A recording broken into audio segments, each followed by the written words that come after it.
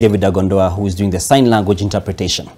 Now, the government is seeking to charge Paul Mackenzie with genocide and terrorism. Interior CS Kithure Kindiki says Mackenzie had the intention to kill masses, and therefore the state will explore all means to mete out the most severe punishment that will see him locked up in prison for the rest of his life. Kevin Mutai also reports that the death toll has risen to 90 and more than 30 people rescued from the cult.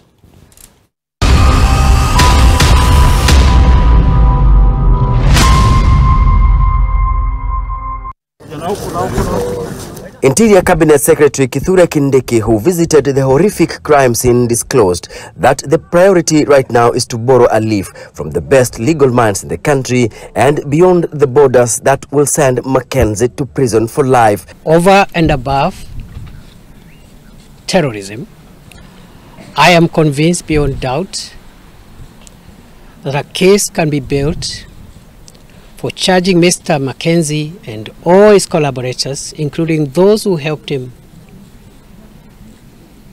to dig graves and dispose bodies who have been murdered.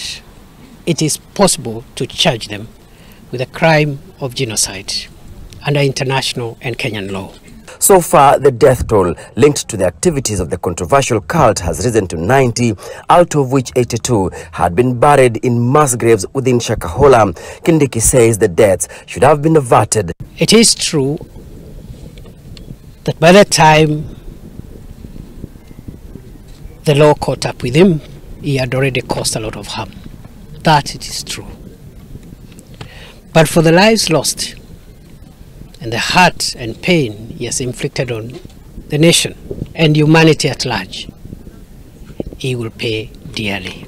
Raising an accusing finger at the law enforcement agencies for failing to detect the crime. There must be accountability. There must be accountability. And that time must come. He also revealed that a famous preacher in the region is currently being investigated. NTV has learned that the televangelist was summoned to the DCI offices in Kilifi together with his wife and assistants to record statements regarding a suspected cult that is allegedly consuming lives. This has now pushed the government to institute tough measures on religious organizations in the country. As the saying goes, a stitch in time saves 9. We must review and ask ourselves if anybody, anywhere, anyhow can preach anything. We must answer that question as a country.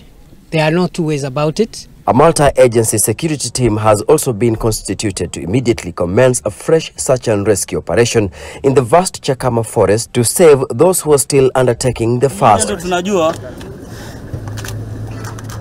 34 people have been rescued as of today, with 2 other suspects detained for interrogation. We are all shocked. We are all ashamed that this has happened on our soil.